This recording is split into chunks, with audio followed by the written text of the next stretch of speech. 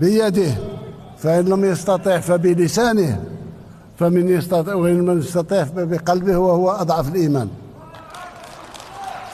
ما نتخلاوش على فلسطين بصفة عامة وعلى غزة بصفة خاصة. ونقسم لكم بالله العلي العظيم، يا لو كان ساعدونا وحلوا لنا الحدود بين مصر وغزة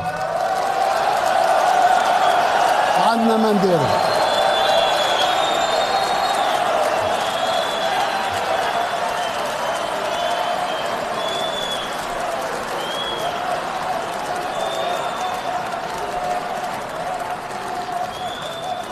عندنا ما نديرو، وراني توعدت والجيش راه جاهز. مجرد ما يحلوا لنا الحدود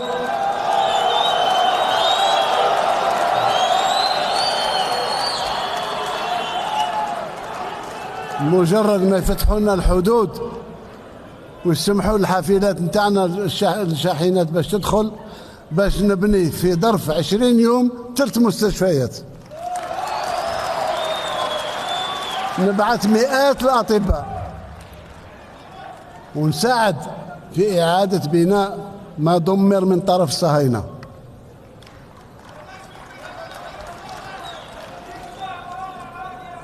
جزاء فلسطين، أنا قلتها، فلسطين ما هيش قضية الفلسطينيين، هي قضيتنا احنا.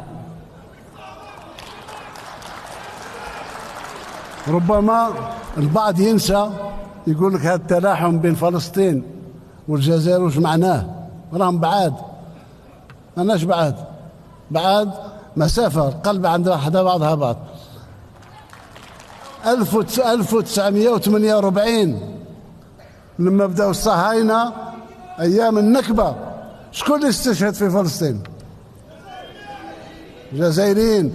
كنا مستعمرين في ذاك الوقت ومشاو من وقت صلاح الدين الأيوبي، وإحنا مرتبطين فلسطين.